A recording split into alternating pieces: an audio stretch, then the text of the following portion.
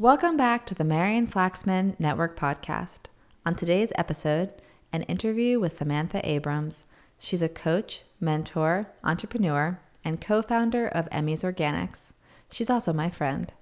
Our conversation today goes in a lot of directions.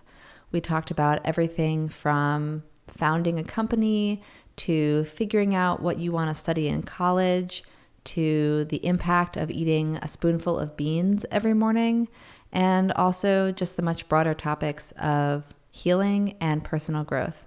I know that this conversation went a lot of ways that I didn't necessarily expect, and also came back to exactly where I wanted it to be.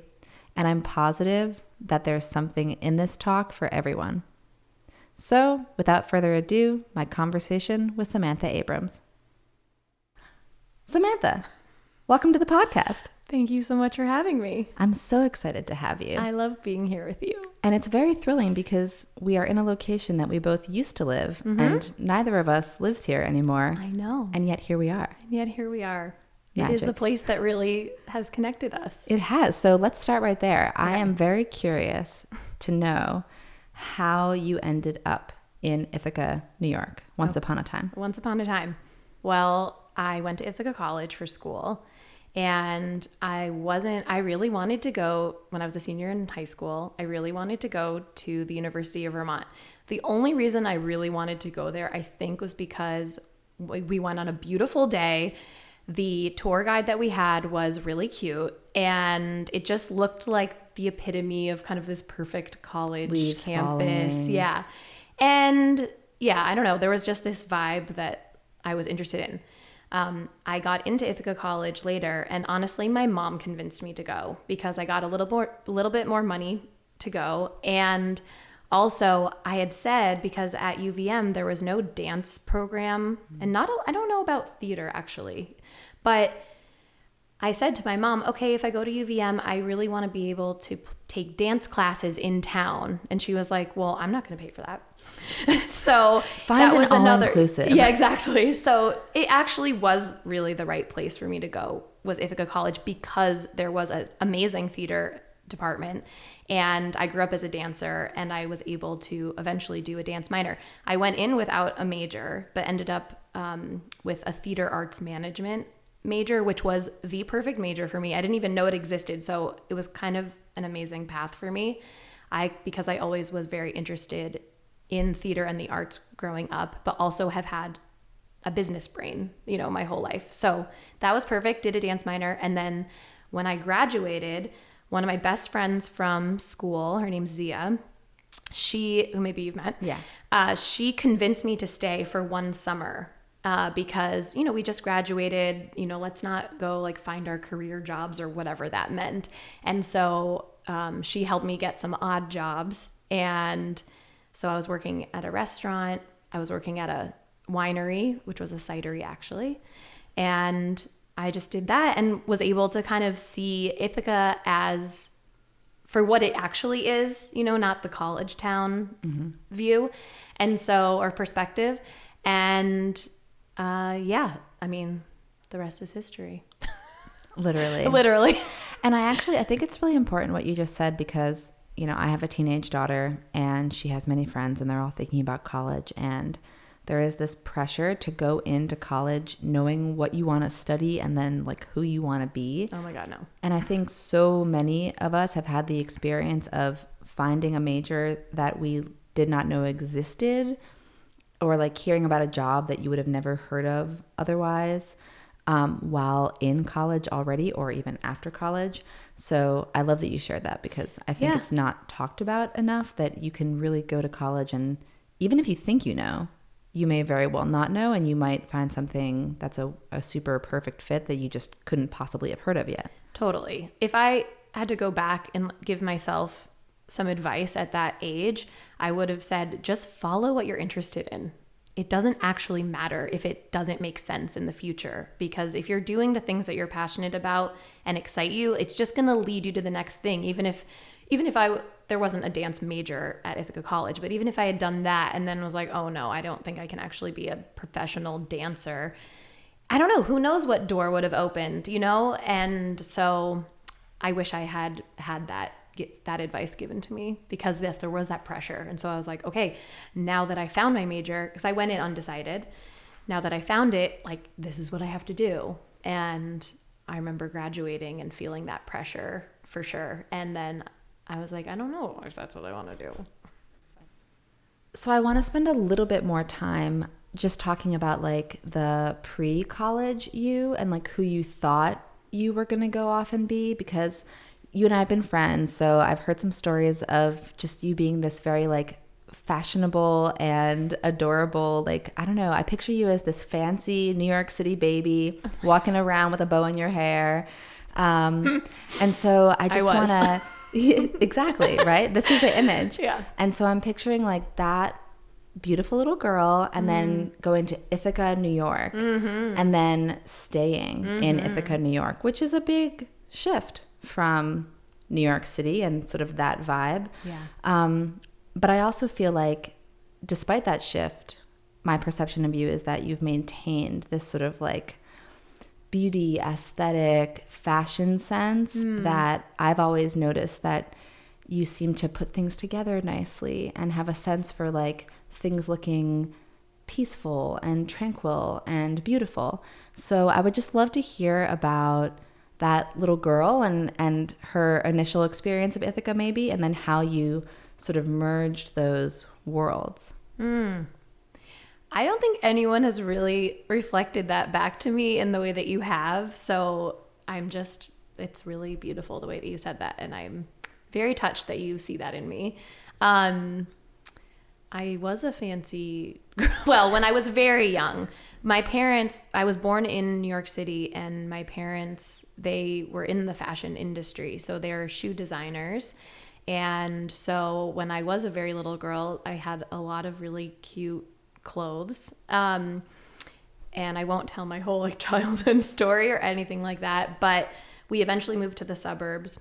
Eventually my parents got divorced, and it was a very messy divorce. And it actually meant that our financial situation changed a lot as a family, and money became very stressful. So it's so interesting for me to look back now on, I don't know, just how that affected the whole system. And also there's so much conversation around money for me that I just think is so rich, and like rich as in layered and complex.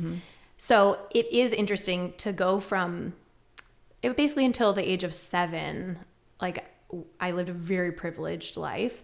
I mean, I've always been extremely privileged, period. I've always had a roof over my head. I've always had food to eat. I could take dance classes and things, even if I knew there was stress to do it.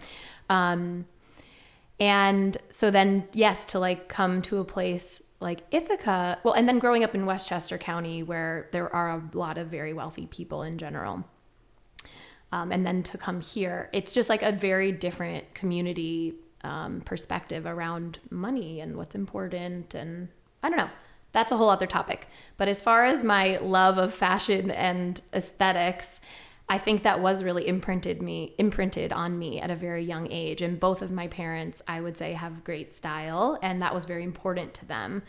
And so growing up, I always loved playing dress up, and I always loved putting on shows. And there is something about like, I also loved with food even. I remember my mom, if she was entertaining, she would put out appetizers or something, and it would always be my job to like arrange them on the plate, because I loved like the layout of it. And when I was very, very young, there was a moment when I thought, I want to be a food stylist. And it's just so interesting that I remember having that thought. And then fast forward to my Emmys times when we've done all these photo shoots, like I basically was a food stylist in a way. You had to like bootstrap the Instagram thing, I'm sure, at first, right? Yeah, so there you are, food styling. Yeah, there you go. So it's just so funny. See, ladies, you can have it all. Yeah, you can. So, and I guess that's just been a part of who I am. And I really see that like clothes and decor and all that stuff is just a part of my self-expression. I felt almost like different sometimes because of my love for style and aesthetics. And I definitely kind of judged myself a little bit, like almost judging myself for being materialistic. When I really wasn't. It's actually just actually a core part of who I am. And now I've learned that about myself, and it's really beautiful to have that freedom and just love that part of me, you know? Yeah.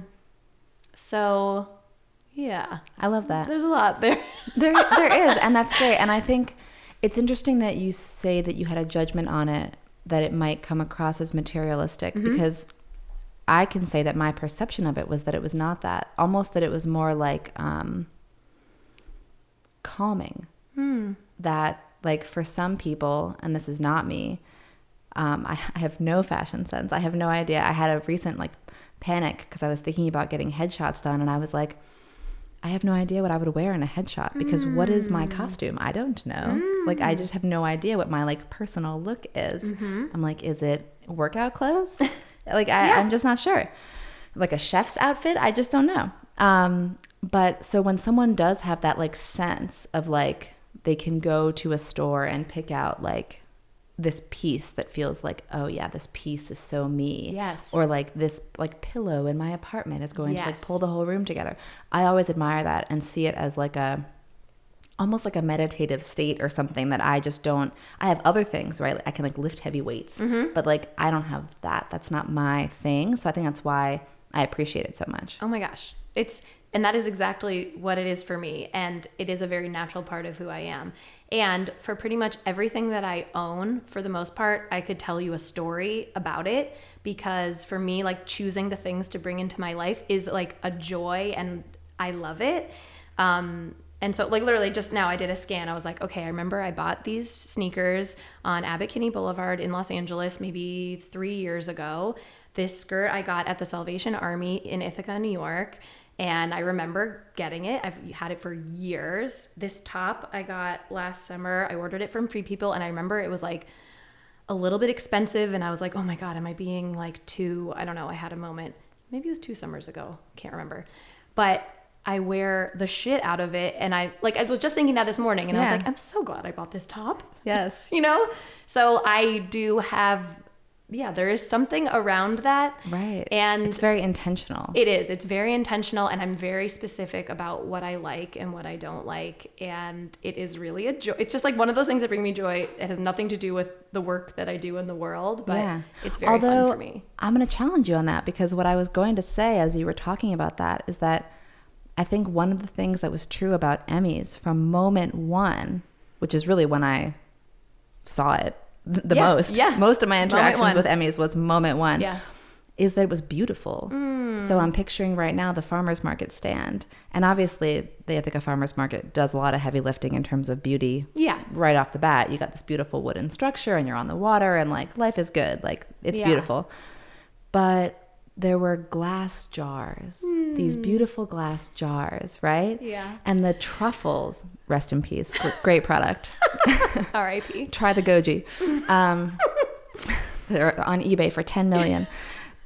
You know, they were in this beautiful box with a ribbon. And there are a lot of ways to, like, slap a sticker on a Ziploc bag. And that's not what Emmys was up to from moment one. And so I think that beauty and aesthetic and this intentionality around appearance has actually been part of the brand and the professionality of it from the very beginning. And I think that you deserve a lot of credit for that.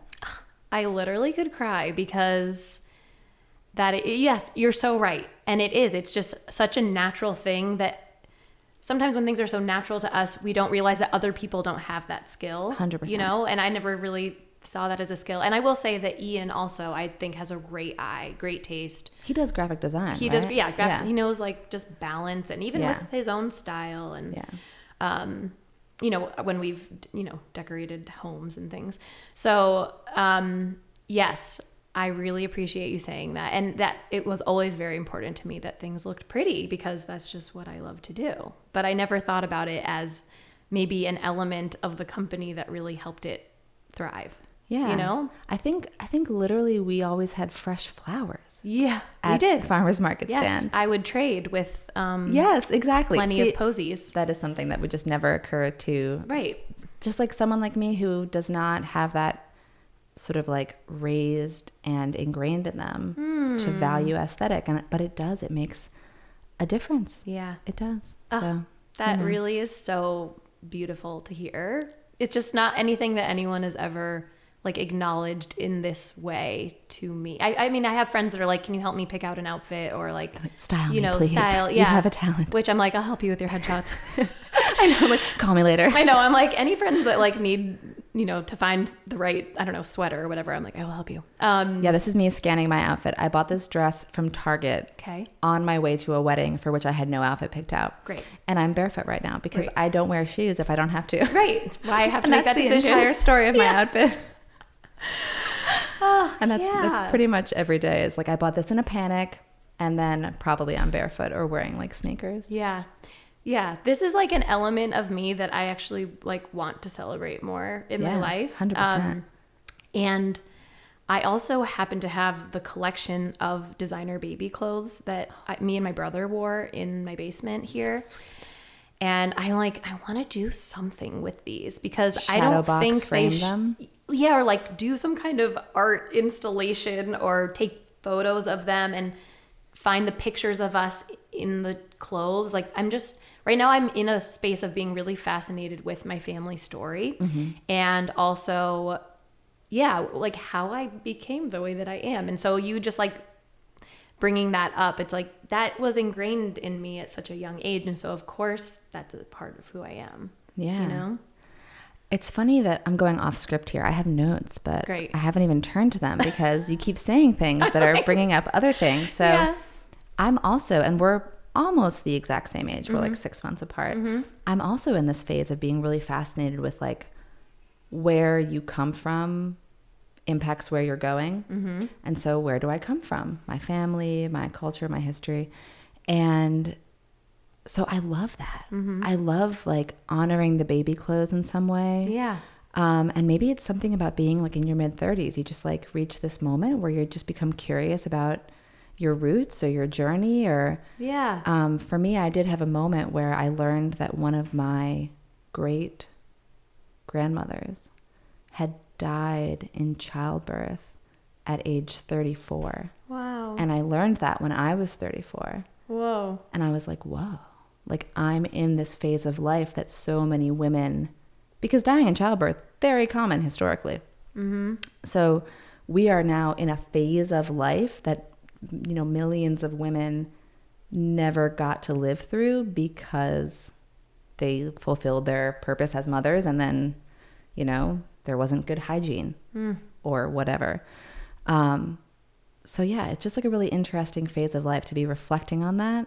And I think it's so awesome that you have those clothes. And I would totally go to like an art opening of baby clothes hung on the wall. Maybe I'm weird, but like I would go. Something I have on the shelf like for some time. I don't know when or how, but I have been thinking about it a lot. So, I love that. Yeah. Okay, I am going to go back to my notes just to make sure I don't miss out on anything.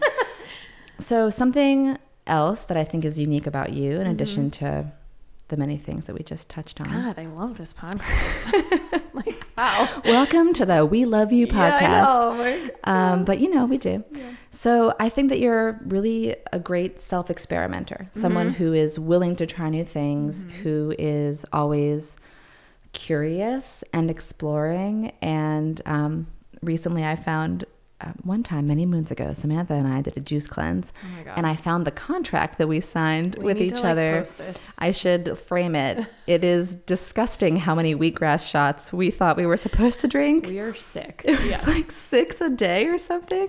Also, I loved the other agreements. Yes. I don't feel like we didn't keep them. Yeah, it was like, we're going to rest. Yeah. And practice self-care. We didn't. We didn't know what definitely that just like meant. hammered wheatgrass shots and like ran on adrenaline. Intense. It was very cleansing, I think. But still in that beautiful, innocent, chaotic moment, it really highlights who you are and who you continue to be, which is someone who's willing to try new things and explore. So I would love to hear a little bit about that. And I know that recently you've been sharing a bit on social media about overcoming burnout, which is really important. And also I think part of this self-experimentation journey, because you have to sort of realize that you're burning out, admit that something that you're doing maybe isn't working optimally, and then be willing to try something new. Yeah. I mean, Yes, I've always been an experimenter. It's not, again, like not a part of me that I maybe recognized or celebrated in the past. But now I'm like, wow, I love that piece of me, you know, and it's really led me to all these amazing different discoveries about myself and about tools at learning and all the kinds of things. But at least with the burnout piece, it was in 2019 that I realized that something wasn't right. The biggest warning for me was that I wasn't sleeping at night. I was up for like 3 or 4 hours at night every single night for months. I would wake up and I would like try to meditate, and I would do all the things they tell you to do. I would count to many hundreds and I just wouldn't be able to go back to sleep for usually 4 hours. And it was extremely frustrating, and I didn't know what was wrong with me. And of course, I've always leaned to healthy foods, like all the things. But I truly had like a deep sense of unworthiness. And I'm saying all this now reflecting back. I didn't know that back then. Right. But what I did know was that I didn't know how to listen to myself. I knew that. And I would cry to Ian, actually, saying, I don't know how to listen to myself, because I would get an invite and I would be torn because my body was saying no. I didn't know this at the time either. My body was saying no, but my mind was saying yes. Like, you can't, you might ruin this friendship, you know, or like someone might not like you, or, you know, if you don't go, you're going to miss out, you know, FOMO or whatever. And even like with family, with work, you know, I just would never say no to work related things, because we were like, you know, intentionally growing the company. We did a lot of travel for work around that time, like 2018, 2019. And so we were like flying places for 30-minute meeting. Mostly it was me. I would go with a broker or something and do the sales meeting. And so it was a lot. And I was trying to show up for work, for home, for friends, family, working out, taking care of myself, whatever that meant at the time. Right. But I was pushing my body so hard. And so I knew I didn't know how to listen to myself. And I did have an experience where I went to my doctor at the time and was saying that I was up every night and I didn't know what to do.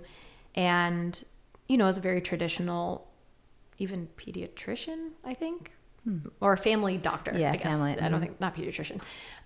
And, you know, he wanted me to go to get like a sleep study done where they would probably prescribe me medication. Right. And I just knew that wasn't right. And I'm so glad that I have that. You know, there is that part of me that's really curious. The same with you when Aurora was born, you know, not when she was born, but when she had her allergies.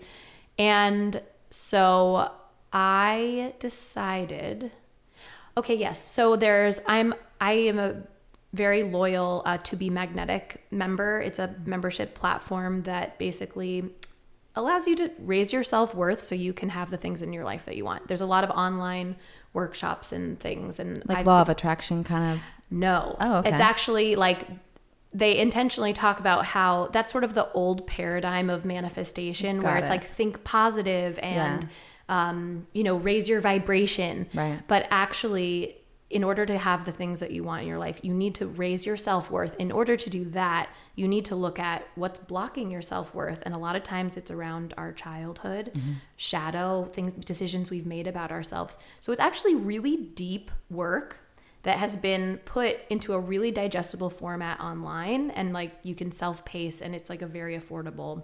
I love it. We'll put a link to it. Yeah, we'll in put a the link show to notes. it. Yeah. So anyway, I started listening to their podcast before I even became a member in 2019. And I remember the founder, Lacey Phillips, she was talking about adrenal fatigue. And I had never even heard of adrenal fatigue, but I was listening to her talk about her experience, and I realized, oh my God, I think this is me. And one of the things that she did to help heal it was the Bean Protocol. Enter the Bean Protocol. Beans. Beans have entered the chat. Yeah. And so at the same time, it's amazing how we are often provided the things that we need if we're allowing for that. A truck of beans. Yeah, a truck of beans on your house. Yeah, seriously. Oh my God. What am I supposed to do with all these? Eat them? What do I do with all these beans? Yes. And then I also at that time had a friend who had started seeing a somatic therapist and was just talking about her experience. And because I knew that something wasn't right, I didn't know how to listen to myself. And I knew I'd learned from her that somatic was like really listening to your body. I was like, great, I'm going to do the bean protocol. I'm going to start somatic therapy, and I'm going to join TBM, to be magnetic. And that was really like my initial kind of path, really end of 2019, beginning of 2020. And it honestly changed the course of my life. And so as far as burnout is concerned, not only did I heal my nervous system physically, I also, doing like inner child work, really got to the root of why all of my self-worth was outside of me, and put into the amount of work that I did, the amount that I was showing up for friends, the amount that I was working out at the gym, even the way I was eating, and so there's so much that I continue. It's not like there's no end to this. I continue to learn about my own patterns and the things that block me from doing the things that I want, or allowing myself to have the things that I want. And it's really been an incredible journey, and I'm really grateful for all of it. It makes me think of that. I think it's Brene Brown. She talks about hustling for love. It makes me think of that. Yeah. It sounds like you were hustling. I was hustling for love. Love. That's really what it is. Yeah. Even in like work, and it's like I thought that love came from outside of me, and like now that I've learned to really love like all of the parts of me, and that's a continuous journey. I'm no expert. It's like, but the world really shows up differently now. And it really starts with us. So something else that you said to me years ago, which really stuck with me, which probably you'll be like, oh, I don't even recall saying that. But, one time you said to me, we can have it all, but we can't have it all at the same time. Whoa. And I think about that all the time. Wow. Because, I have 3 kids and a husband and whatever. I cook a lot and I work out and I do this, I do that, I have school and everything. And it's like something's got to give kind of thing. Like and it's also the way that I hear it is it's very much like, you can definitely have it all. Absolutely. But like not today. Yeah. Like, let's look at the week or the month or the year or the decade. Yes. And figure out where you're going to fit all that in, because probably today you won't get to everything on the list. Right. No, I think change takes time, and it takes patience, and it takes very consistent, even tiny actions. And so, if you're like, I want, I don't know, this much money and this job and this type of relationship or whatever, it's like, you can have all of those things, but it just takes consistency. Right. And I do think that there are seasons in our life where maybe some things are more important than others. Like even in the last, like since I've been doing the Bean Protocol, I have always been a very active person, but I haven't been like super intense about like building muscle in my body. And I've just had to really, and I kind of had to heal. I had to really do more low impact workouts and walking. And I've been in a very gentle like workout phase of life. And I've had moments where I'm like judging, because I thought, to be in shape, you have to like bust your ass, And I'm now in a place where I'm starting to feel like I'm ready to like build some more strength in my body. Not at all to like change the way I look, which that's a whole other journey. But to really just do life and feel strong in my body. For bone density. Yes, exactly. Which I know you know all about. So I'm just like, there's been a season where like maybe that wasn't the most important thing. I was healing myself. Yeah. And so, there can be, there's a time and a place for certain things. To everything. Turn. Yeah. So 2 questions from that, which blessedly are in my outline. And also I'm like, wait, we started with me being an experimenter. Yeah. And here we are. We're experimenting in the conversation. It's like jazz. We're freestyling. I love it. So Dr. Mark Hyman? I do. Okay. Love him. Love his work. he has very publicly and famously talked about burnout and how in medical school he was like not eating well and obviously not sleeping. But he grinded through it and became this doctor and founded these holistic clinics. And now obviously he's a major celebrity doctor, but talks very openly about like the way that I was doing it was bad. Like I shouldn't have done that. I shouldn't have burned out. I shouldn't have pushed that hard. I shouldn't have eaten that way, whatever. And I always experience a little bit of resistance when I hear that narrative because I think, but then you wouldn't be where you are today. Exactly. And so my question for you is, okay, you built this company, right? You've been in it for 15 years. You obviously had to grind at certain points. You're talking about flying places for 30-minute meetings. Bless your heart. Sounds terrible. I hate flying, so that's me. But sounds fun in other ways as well. Yeah. Exhilarating, fun. At the time, it definitely unique was. and different. Yeah.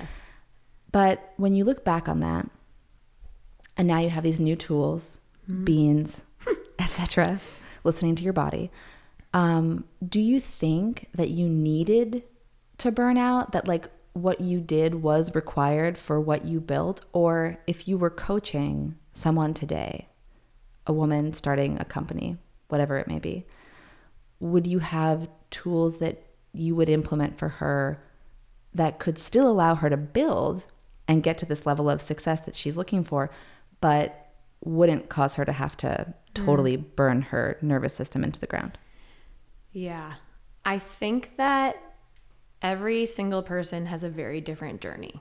For me, I had to burn out because there were lessons that I wasn't going to learn. Like if someone told me, you're working yourself too hard, you know, like, or my mom would always say, you're burning the candle at both ends. Because I was like this even in high school, in a way. You're like, it's a really fun candle. Yeah. Like what? So I can't imagine anyone at that time who could have told me to do things differently and for me to actually do it. Right. And I would say that for many people, entrepreneurs, it's not just women, that might be the case for them too. That something really has to happen for them to realize, okay, I'm ready to make a change. Because that's the thing. People say they want to change, but they don't actually want to. They're still stuck in their operating system. Right. Because it works. Because it works. And it gets them certain things, you know? And a lot of people also, it's like when you're burned out or you're really busy, it's like if you can't show up in certain ways, like you have a reason for it almost. Totally. Even things that are really important to you, like yourself. Oh, her? You know, her? No, I don't have time for her. Too busy. Yeah. So I think for a lot of people, it takes so much to change the operating system, right? And to do that work, it takes doing things differently, which is uncomfortable. Right. Change is uncomfortable no matter what. But if there are people that come to me and they're really eager to change and want to do things differently, or they are starting a business and they don't want to burn themselves out because they are aware that maybe they have that tendency, like that's different. Right. So if they're like willing and open, that's one thing. But for some people, it's like you just might need to run yourself into the ground. And sometimes I was so lucky that I just had adrenal fatigue and I was able to reset myself. Like other people have serious health problems because of the amount of stress they're putting on their minds and bodies. Right. So, and all of this feels like such a privileged conversation, you know, for me to even be able to reach out and have the resources. I mean, I am someone who found resources and not all of them cost a lot of money, but I always recognize just my privilege in being able to choose a different path, you know? So for a lot of people, that's a lot harder. Yeah, I do reflect on that. I mean, I do have 3 kids and a lot of things in my life, but I don't literally have to work multiple jobs to feed my children. Yeah. And unfortunately, the way that our wage and corporate structure currently is, that is reality for some people and for like moms and dads. Most people. Yeah. So it's very much like, but on the other hand, and you and I off the script have talked about this, but it still is important. In fact, it might even be more important to talk about it. Yeah. And I'm coming at this from like a policy perspective and a public health perspective. A society where everyone is burnt out and running on adrenaline is a society that we're currently living in, where everyone sees the person across from them as their enemy, and maybe they're out to get me, and it's red versus blue, and everyone's angry all the time. And of course they are, because they're barely getting by. Yeah. And they're literally surviving. Yeah. And we are animals with nervous systems that are primed to behave in a very aggressive and defensive way when we are just surviving. So I think that the burnout conversation needs to be elevated to a policy level. Definitely. Because it's not just the privileged who are able to take a minute to talk about it. Mm-hmm. By the way, beans are really inexpensive. They are. They're a very affordable protein source. Yeah. So if they also heal burnout, like, we're also going to link to the bean protocol. Yeah. Because, that would be great. You know, I think it's important to share that message. Yeah. And I don't know if well, feel free to share a lot about that, but I would love to hear a little bit in terms of, like, beans are controversial because they're not paleo, right? Quote unquote. Like, they don't make it into that diet. They're eliminated on the Whole30. And I always found that interesting because the Whole30 does a good job of trying to be culturally relevant and inclusive. Mm-hmm. And yet there are just billions of people around the world for whom beans are a major staple of their diet. So to cut it out would be a dramatic shift and would make a lot of their traditional dishes. Yeah, exactly.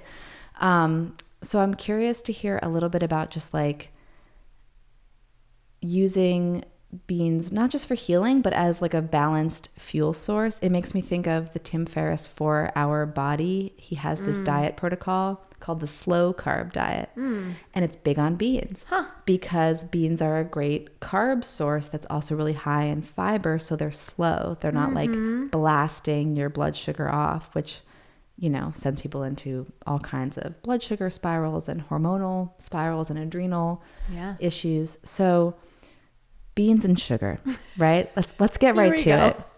The two teams, beans versus sugar. Yeah.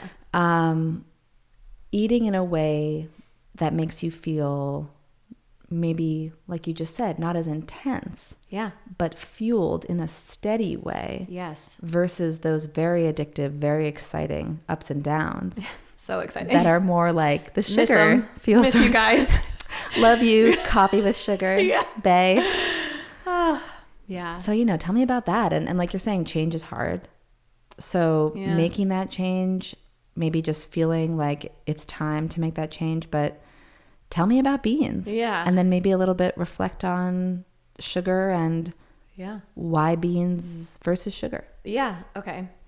Well, also I'd say beans are controversial because most people can't digest them well. Right. And it's just because our culture is not a heavy soluble fiber diet. Plus soaking them makes a huge difference. That does. Yeah.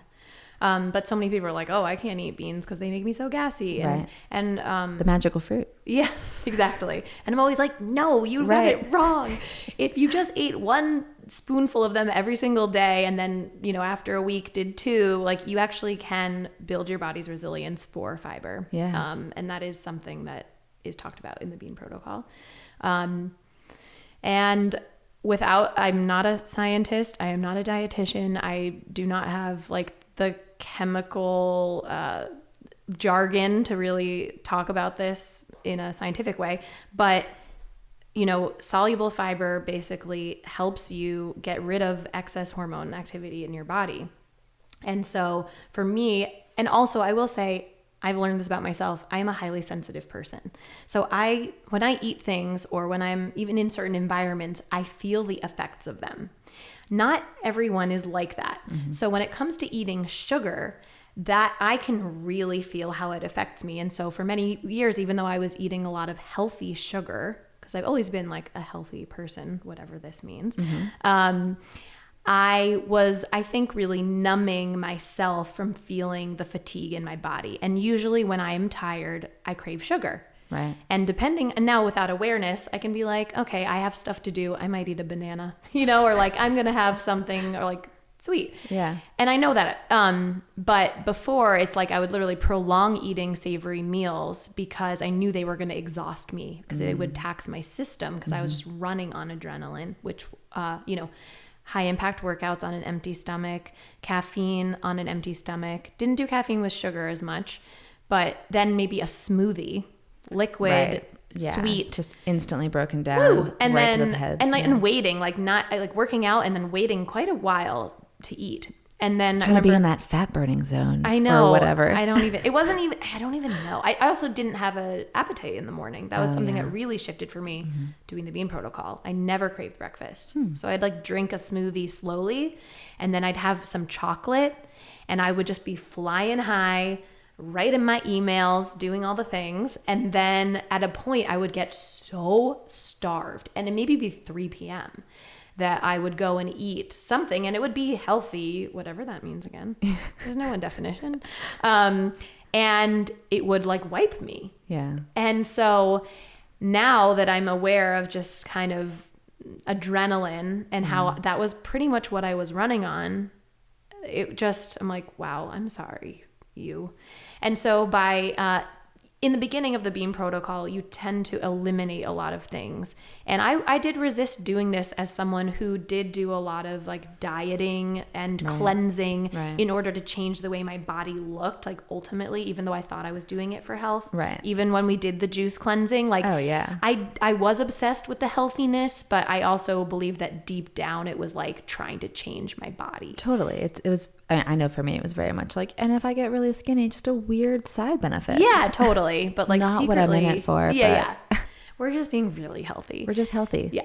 So I was a little hesitant to do something where I was like eliminating things, but in taking out especially caffeine and sugar, I was able to feel what my body feels like without any stimulation. Right. And by eating breakfast, lunch, and dinner, turns out, luxurious. 3 meals a day and even some snacks, wow. I really was able to create this different, like much better homeostasis in my body that was calm. And I worked with, in the beginning, Unique Hammond. She coaches people on the Bean Protocol. And so I worked with her for a month and it was really wonderful. And she's always talking about eating for calm. And so when I have a calm nervous system, meaning I'm not stimulated by different foods or even different environments for me, like if I'm in a really big crowd, sometimes I can get overstimulated. So when I'm calm, I actually can listen to my intuition better. And I can, listen to my own wants and desires, and I can just relax and recharge. And so it's really been amazing to see the impact of eating certain foods. And now that I've done it, I was able to really build a lot of resilience in my body. So I was pretty strict with it for about a year. And it actually meant cutting out Emmy's, my own product, for many months. And I felt really weird about that. Like, am I saying that they're bad or, all these things? But now that I've built this resilience, I can eat sweet things. Yeah. I know when I want to eat them and when they're best for me. And I have like even our products, because there's great fats in them, like I know that's going to digest a lot slower. And so I now continue to experiment. How does this make me feel? Oh, okay. And I know. And so that was such an important part of my healing journey. And now even every morning I eat beans for the most part. I'm like very chill about the way I eat these days, and I love it. I feel like I have a lot of freedom. But if someone were to watch me when I'm on my own, they'd be like, whoa, that's so restricted. It's not. My body craves real food that really nourishes me and my body. We're one. Yeah. We're the same thing, me and my body. Isn't that funny? It took me many, many years to realize that my body and I were the same person. We're the same. I still work on that some days. Yeah. But I have that same tendency to separate. Funny. Yeah. Like head from body. Yeah. And it is. A lot of pages in my high school journal were dedicated to the split between those two. Oh my God. I'll have to tell you about, I do embodiment work now, and it's like that practice really brings me out of my head and into my body in a way, and it's very cool. I love it. That reminds me, I wanted to ask you, like, when you're eating, I notice myself, here we are in this culture, go, go, go, go, go. There's a lot of like distracted eating. So, and I'm someone who loves food, right? Like I'm a chef. I love to cook. I love to create. I love for food to be beautiful and healthy and nourishing and from local farmers. But I sit down to eat and I'm like, well, I should be reading something. Like I shouldn't like just eat. Like I need to multitask. So I'm being like productive. But I also like hear that in myself and I think, I'm not really being fully present with my food, which means I'm not fully grateful for my food. So I'm curious, like, has that played a role at all in your transition to like slowing down a little bit? Is there also like, so your carb source is slowing down, right? Beans, nice, stable fuel.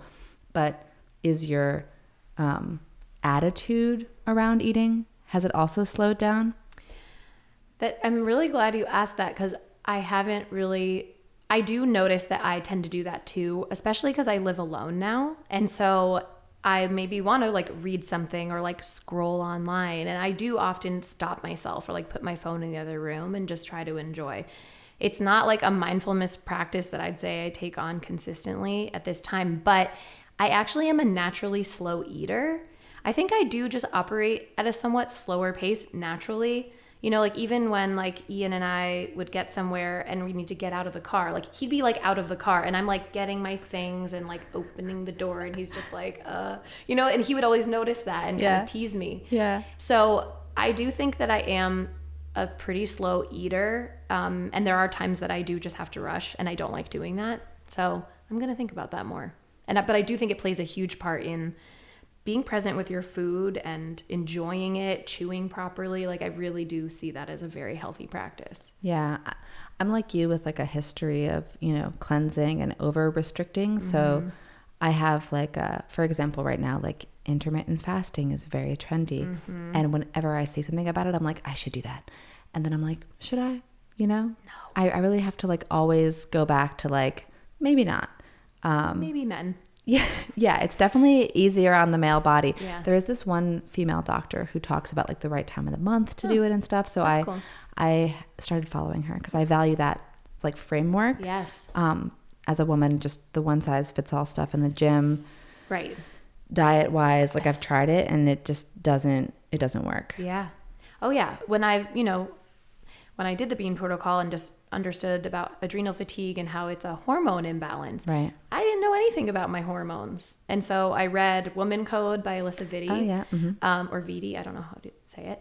And I'm very fascinated by our bodies as like biological women and the 4 phases of our cycles and how like our brains are working differently. The foods that we crave are different. And so I love paying attention to that. And like, there's times when I have to go to a meeting when I'm like menstruating and my brain maybe isn't primed for connection and like outward energy. Yeah. And you just got to do it sometimes. Yeah. But if there are things I can control, I really do try to like cycle sync in that way. Yeah, I'm on that as well. We do the best we can. We do the best we can. That's all we can do. It's all we can do. My optimal day to record a podcast is during ovulation. Right. Also, one time I was ovulating during a trade show and I was like, this isn't the best day of my life. I'm on fire. I'm like, everyone here loves me. I love them. It's amazing.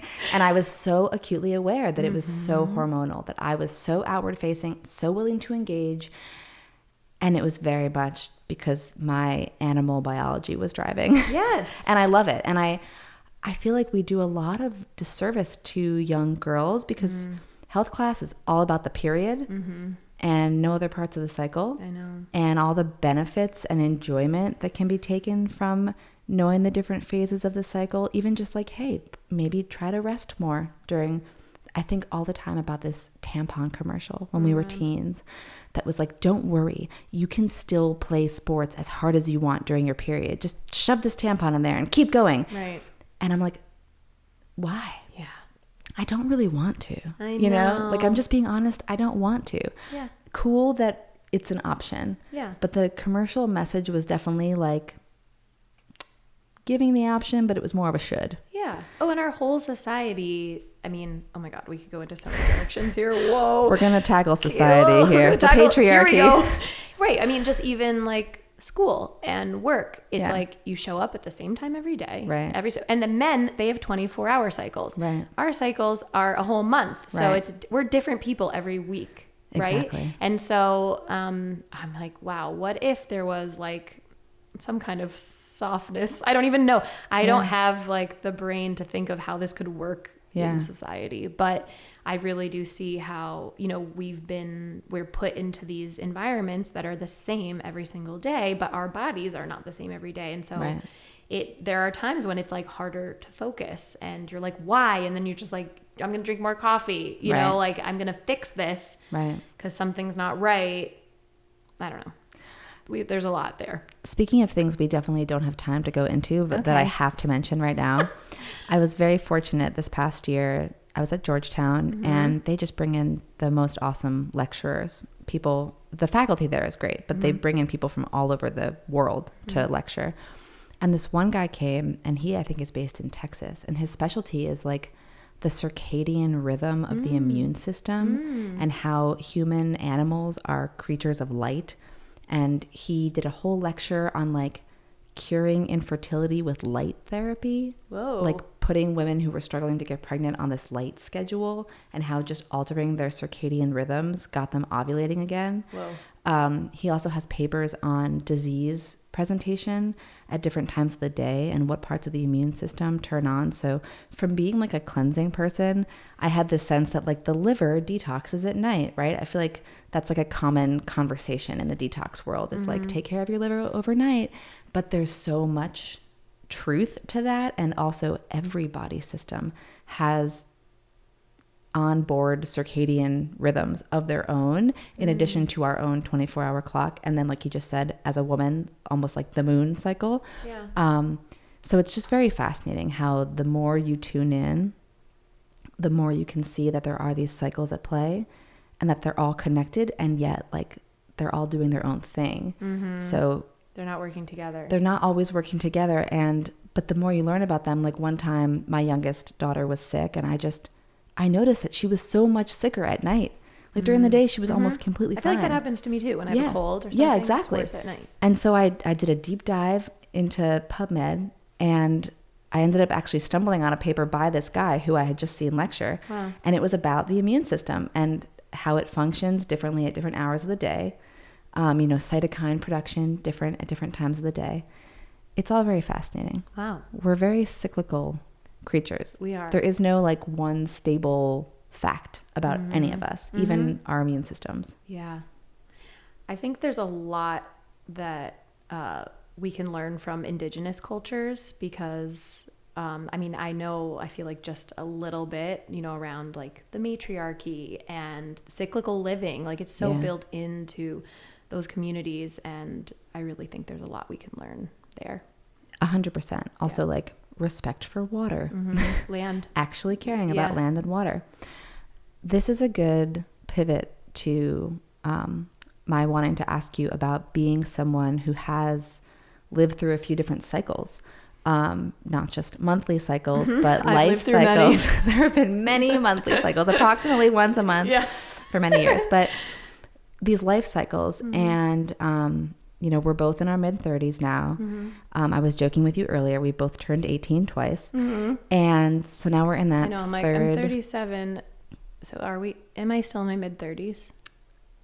I think so. Okay, great. But I'm only 36, so you know, I don't know. I was wondering. A spring chicken mid-late over here. Yeah, mid to late. Mid to late. Yeah, but like upper mid. 37 is a great number. It is. It's a great number. Yeah, and it's actually astrologically, which is not an area I'm an expert in, but 37 is a year when you really like come home to yourself. Oh, and look at you. I know. Right on time. Right on time. Right on time. So I want to talk about like reinvention. All right. And you. Okay. Let's do it. Let's do it. It's a small topic, but you know, we'll touch it. Yeah. So you went to college. You weren't sure what you wanted to study. You ended up in arts management. You graduated. You met a boy. You started a company. And you've been doing that for 15 years. Now, nestled in that story of, hi, I've run this company for 15 years, are many evolution cycles. I mean, the company grew and the way that you sold the products changed and where you sold them changed. Hiring people. And your facilities changed. And from scooping them by hand to a machine to a factory to a much larger factory to having a marketing team, etc. So nestled within that sort of like, it sounds stable on paper, like Samantha Abrams has had the same job for 15 years. There's lots of evolution and cycles. Definitely not the same in job. there. Yeah. Exactly. But I'm curious now because you're at another phase. You recently announced that you guys sold the company. Obviously, you're still working there in a big capacity, but you're entering this new phase where maybe you don't have to jet set as much for 30-minute meetings, and where you're trusting more people to be the voice and the face of the product and to do product launches and stuff like that. So tell me about that evolution and about what you see in your, near to distant future in terms of those cycles continuing and shifting. That's a real question. I like to keep them simple. Yeah, really simple. Okay. Well, I think that something that me and Ian have done really well in growing this business together is that we always knew that we weren't the experts. And so we sought out a lot of advice from mentors, friends, like anyone we could get our hands on, honestly. So at first it was even people locally, like we met with the owner of Regional Access, who's no longer with us, who's an amazing person. And I remember him just explaining how distribution worked to us. And we were like, oh, wow, like we could really reach a lot more people instead of us literally like driving the product. Putting it in the trunk. Yeah. Or even like shipping to individual stores. The drop shipping. Yes. Yeah. So, and we just continued to expand our network as we grew and had access to more people. And when we did start going to trade shows, making friends, with other people, growing companies and learning.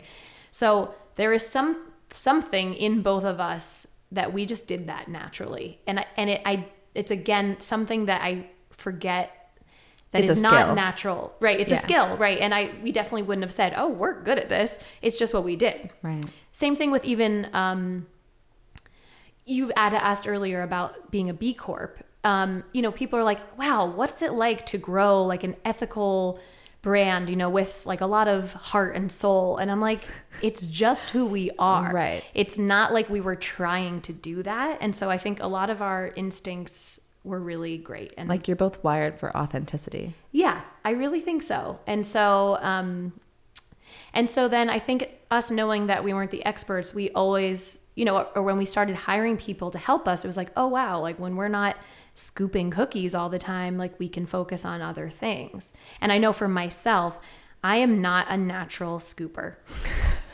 I did it for years. Ladies and gentlemen, the hand-scooped mint chip macaroon is an experience that not everyone will get to have in this lifetime. No. I had it. It probably was 2 cookies if we're talking about serving size. They were heartier. It was 3. Probably too many. So many people are like, why 3? You were like, we don't know. It was an experience. Yeah. And they were so chunky. Good. Yeah. Round. Dense. It was a lot. Yeah. But the mint chip, it looked like a little ball of ice cream. I know. In the package. I know. But yeah, so I scooped for years, but I really learned, wow, I slowed down. Like, again, I said, I'm a slower paced person. Like I'm here next to Ian, who's like a freaking machine, and I'm like doing my best to keep up, but it's not happening. And I'm just like recognizing, wow, if there were more people like Ian here who, and maybe it wasn't scooping, maybe it's packaging, like just that hand-eye coordination of like doing repetitive activities. Like some people are really good at that and some people aren't. So, just recognizing, okay, if I'm not doing that, like what can I focus on and really help with growing the business? So we were not afraid to give things up. Mm-hmm. It didn't mean that came with mistakes or maybe hiring the wrong people for the wrong roles or whatever. But we continued to like want to put the right people in the right roles. Mm-hmm. And, at a point when we could afford to hire even people who with a lot more experience than us, we really saw the impact of that. And so we continue, there's so many people on our team that I'm just like, so much more than I do about this. Food safety, ingredient sourcing, even just like cleanliness, in our facility, even HR, like there's so many people, and I'm just amazed that we've been able to find these people and have them on our team and that they want to stay. I just said that yesterday. I'm like, what a blessing is it to have someone who wants to work for you and wants to stay working for you. Yeah. It's really amazing. Did that answer the question? Yeah, mostly. Just to bring it home. Yeah, let's bring it home. Looking ahead. Okay, yeah. Here you are. Yes. And you've accomplished a lot. Yeah. Burned yourself right out. Sure did. Healed. Yep. Are healing. Are a human. Yep. And you're looking ahead to this next phase where you've stepped back a little bit. You've put the right people in the right roles. You have like a community around you, a company. What do you see as potentially the next phase of your evolution? Is it mentorship? Is it additional entrepreneurship? Yeah. So I really want to continue to see Emmys thrive. And because even though we've had a lot of success, like we're still in the scheme of the industry, a pretty small company. And so I think there's so many places that we want to be that we're not, so there's like a lot there. And I really want to help, maintain the brand's authenticity and really share our story and really help grow the company that way. At the same time, I think it was in 2021 that I kind of put together that I am a natural coach and that entrepreneurs have been coming to me, and in the way that I went to other entrepreneurs in my journey and still do, and giving advice and supporting is something that really lights me up. That's a full body yes. And so I've just been at this point kind of dabbling in what that means for me. And so I have some kind of life and business coaching clients that I'm working with on the side. I don't know if one-on-one coaching is what I want to do in the future, but I really want to, as you had asked about a legacy, what's the legacy? I really want to support people in listening to themselves, because I believe that when we do that, especially as entrepreneurs, we can really, create magic, in business with our teams, with the schedules that we want, that supports ourselves and other people. And so I still don't know what that's going to look like. I'm definitely just allowing myself to stay curious about it, but I'm definitely just on my path, and I'm really enjoying the one-on-one coaching for now. But it's I love the idea of being able to impact more people, and there's only so much I'm going to be able to do working one-on-one. And I also am keeping Emmys as my main priority right now.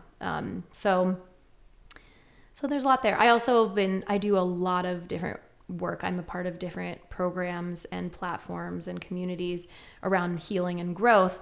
And I love the idea of even supporting some of my mentors and teachers as they grow their businesses, because I firsthand know how amazing they are. Right. So I feel like there might be some opportunities for me in that world as well. So I think the answer is I'm really still exploring. And I'm now just in my life really able to get to know what my gifts are and how I can make the best, be of the most service to the world, to people around me. Yeah. And I want to keep following that. But it's not all completely clear yet. I love that. Yeah. I recently heard something described as taking a pause from eating from the buffet of life and asking yourself what you're truly hungry for. And I was like, but I love the buffet. I love it. It's all you can eat. Yeah. There's so many options. But I do think that at a certain point, the buffet has fed us well. Yeah. And we need to take a step back and say, okay, now that I've seen all the options on the buffet, what am I really hungry for? Yeah. I think that what I've learned really deeply in the last 2 years is to be okay with the unknown.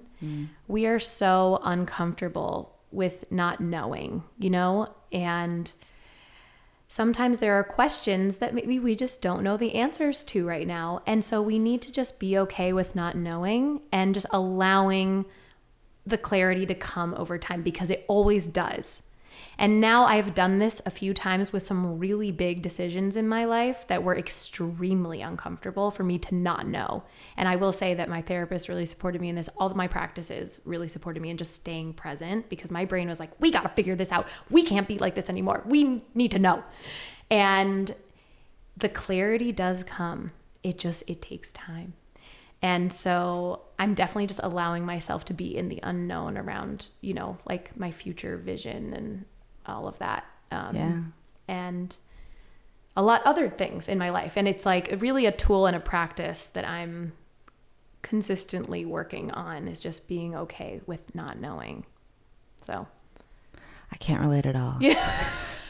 What? I'm No. just very okay. I love the unknown. Yeah. Control, So who needs it? comfortable. It's amazing. Yeah.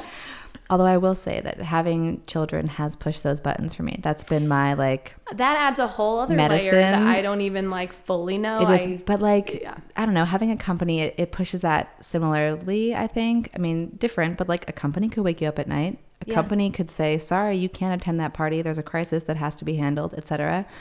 All these little things where it's like, you know, that saying like man plans, God laughs. Yes. It's like man plans and like my children laugh in my face. Yeah.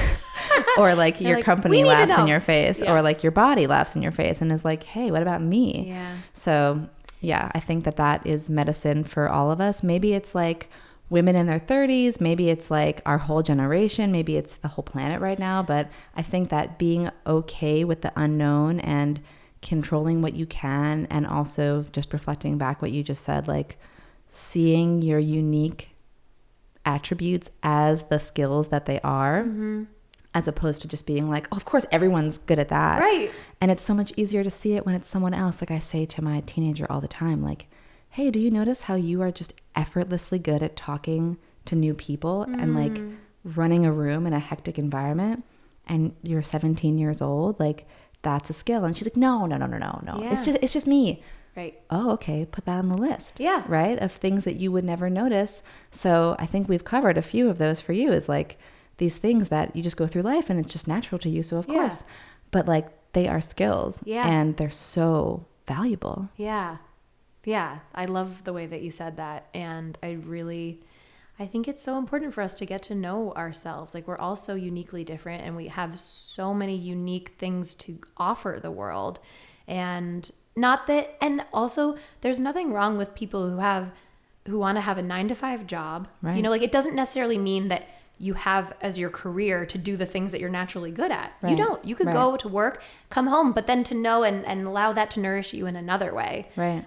That's a skill. That's a skill. I recently was thinking what a skill it is to not like compulsively think that every single interest you have has to be a job. Because for me, I'm like make you money, or like, exactly, yes, like the whole like Gary V side hustle. Like, if you like it, turn it into an eBay store. It's Right. like, well, you don't have to. Yeah. You could just be really passionate about boating, and you boat on the weekends. Yes. And you pay for your boat with the job that you Yes. have, which is like a thing that probably everyone needs, right? Like, I don't imagine that my cable installer is really passionate about cable. In fact, I know because I talk to everyone. Yeah. He's a hunter. Oh. And he's really into fitness. Wow. And he's super personable, and he's really into hunting. Mm-hmm. But like, he's not a full-time hunter. He Yeah. doesn't own like a hunting eBay store. I mean, he might. I didn't pry. Right. I Just pried, guessing. but not for that long. Yeah. But you know, he installs cable, and I need that, and I can't do it. Yeah. He knows how to do it and is good at it, and it pays his bills, and that's a skill. Yeah.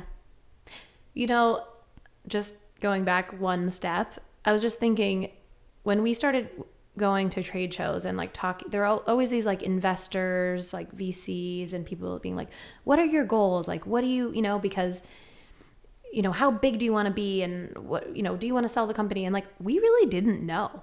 We truly started the company because of a passion. And honestly, I don't think we didn't consciously do this, but we allowed ourselves just to kind of keep going. And then eventually the answers did come, where it was like, wow, we would love to sell this company eventually and really like see it take on another life, but we're not in a rush. And so what does that mean? Oh, maybe we would be interested in investment. And we didn't for 12 years take any money from investors.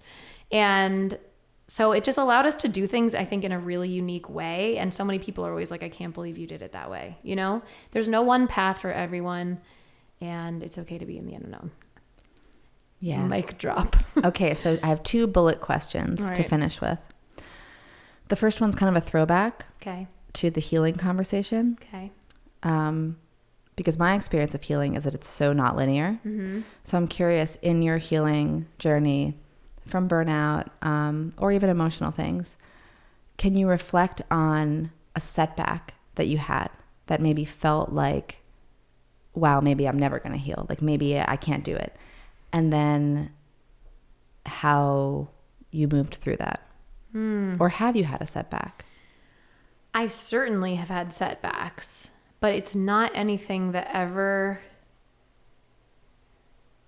had me stop or consider stopping. Yeah. If I'm really thinking about that, I think that I've learned enough, and even because I've been so blessed to have support, it's like really understanding that setbacks do happen, that this does take time, and to allow things to unfold. Like I just had to trust these other people, even if I maybe didn't fully believe them. Like, especially when I think about when Ian and I were navigating the shift in our relationship and we were like, oh, wow, like, are we going to stay together as a couple or what? And there were so many like really hard like questions, and to look at that. And that was something I wanted to figure out right the fuck away because that was so uncomfortable. Yeah. And there were times when I'm like, will I ever figure this out? Right. And I just continuously was told to wait and be patient. And luckily he was my teammate in that. And we waited, and we're really slow about this whole evolution of our relationship to now being really good friends and business partners. And so I'm grateful for that, because that maybe wouldn't be the case for other couples. And so there were times when I didn't believe that we would come to a conclusion. But I was reminded over and over. And so it did happen, and the clarity did come, and we were able to really work through that together. So that's the example that came to my mind first, but yeah, that's perfect. Yeah. Okay. I love that. Okay, great. I also love, because there was a bullet point on my list that it just says partnership and partnership. And I think that without me asking, you got there. Yeah. So partnership and partnership. Good job being list psychic. Okay. My final question is, what are you grateful for? Oh my God. I'm so grateful for my entire journey and where it's led me. I'm grateful for all the really hard things that I've navigated in my life, in my childhood, because I believe that because of that, it's given me the awareness that I have today. And I'm so grateful for the awareness that I have so I can keep learning in this world and being of service to others. There. I could go on forever, because like I love a lot of things that I have. I love the people in my life and the job that I have, but I really think, grateful for my journey, and I'm excited to see where it goes. Well, thank you. I'm excited too. Yeah. And I'm obviously deeply grateful to you for being here. And I was very excited when I asked you to join me, but a little bit nervous, because I think that I know you well enough to know that you wouldn't be here if it weren't a yes. Full body yes, yeah. So I was very much like, no pressure, yeah. But I'm very, very glad that we made it happen. And I'm super grateful to you for coming and speaking with me today, and also just for being a part of my life for the last 15 years. I know. Because it's really, I've witnessed your journey and, touched it a couple times. And that alone could be a whole other podcast. It's a whole other podcast. Of like how you and Aurora came and like helped us. And I may have to share that photo that I sent you. Definitely. Because it's just too precious. So many good ones. So many good ones. And I also just want to acknowledge you for really stepping into something new. I know how hard that is. And you are such a natural, like, conversationalist. Like, your questions are so amazing, and you're such a curious person. And so I always love talking to you because you have so much knowledge, and I'm just so happy to see you finding an outlet for it that's very natural in my mind. And so, like, I just love seeing you doing this, and I love that I got to be a part of it today. Thank you. Yay. Thank you once again for listening to the Marian Flaxman Network podcast. For more information on Samantha and her work, please visit emmysorganics.com or samanthaabrams.com. For more information on me and more episodes of this podcast, please visit marianflaxman.com. This podcast is produced by Brain Trust Productions and sponsored by Informed Solutions Consulting. Thank you so much once again for listening, and we'll see you next time.